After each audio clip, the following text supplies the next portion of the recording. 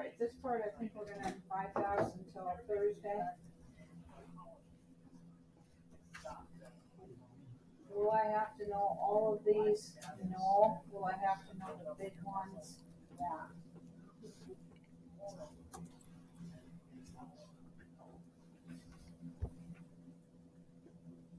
Okay, let's get into muscles of the head and neck. Let me just see how many slides I'm talking about here today because we're dividing this up a little bit.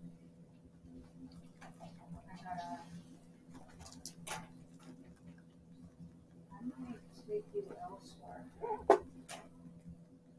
Okay, so our focus is here today. I'm going to take you to, we can come back to this. This is more complicated than my homemade job. Let's go to the homemade job here first.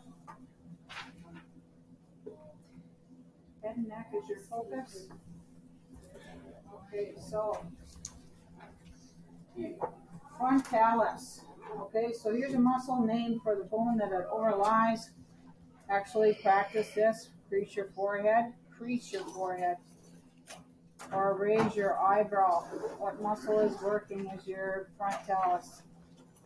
Okay, so we're going to flash, you can flash back into the book PowerPoint on these and just kind of look at actions and look at what they say about these different muscles. Just look at this picture.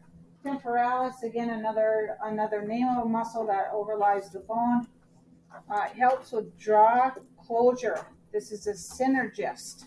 Does that mean it's working first or second? First.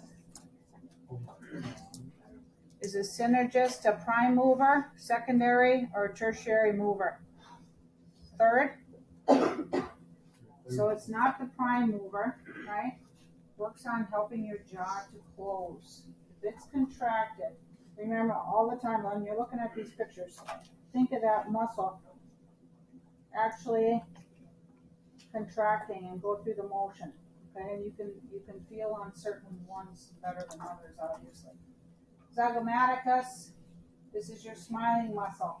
So as Nut's gonna smile at me from the back row. Takes more muscles to frown than to smile, right? Zygomaticus, sitting over the zygomatic arch. A lot of these muscles will have major and minor. That just means they're two separate bundles. Probably should have warned you. There's a real live picture coming up here in case you don't want to see things. So this person is isolating the zygomaticus. So you've got, like, that's your goal during a lab. You're going to have a dead cat in front of you, and you'll be able to pick up that entire bundle right here, right? This is a human. It all looks the same. What's all this? Gooiness. What's all this gooiness for? Just that, right? Okay, orbicularis oculi. Again, even to practice naming or use a Google app for naming is always helpful too. If you really are going into maybe PT or whatnot, nursing even, to hear the words orbicularis oculi and practice saying them. So this was used in blinking. So can be voluntary or involuntary, right?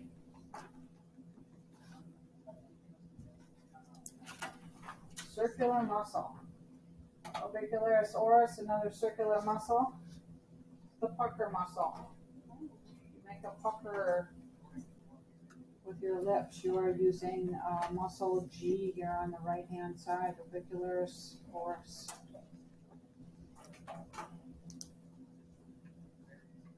I can't imagine doing like facial reconstruction surgery and having to deal with all those different bundles. Wouldn't that be crazy to try to help people that have had an accident with their head? Can't imagine. Okay, the buccinator sucks in your cheeks.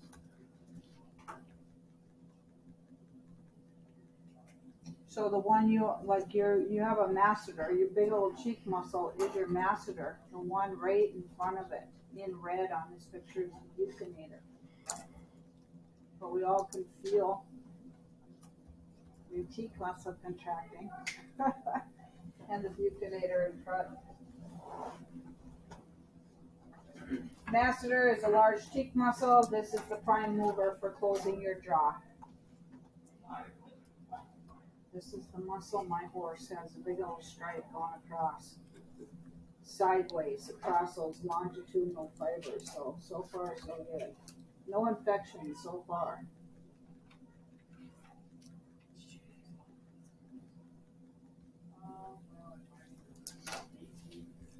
Another real life picture.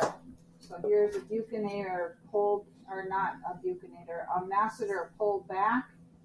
You can see blood vessels, you can see deep muscles underneath the actual masseter.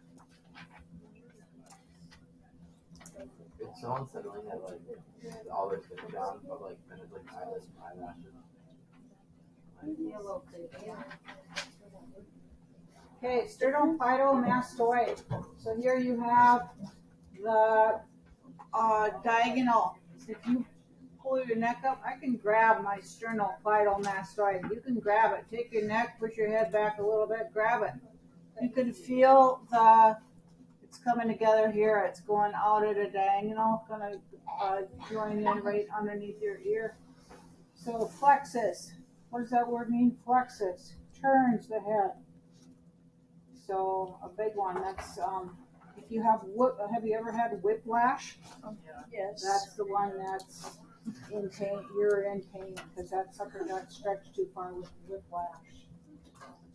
All right, moving on. That's my last slide actually. So you're welcome to take a gander at that previous PowerPoint. Most of you guys are going to want me to open up your muscle. I don't want muscle homework. I want muscles of just the head and neck today. What do you have to do with the muscle terms thing? Yeah. Just work on it at some point. Just the definitions. Just the definitions, yeah. Oh, so one of these things where like you're gonna do certain muscles every day, just practice on those as you're rolling through. There's just a lot of practice going on this week and color coding.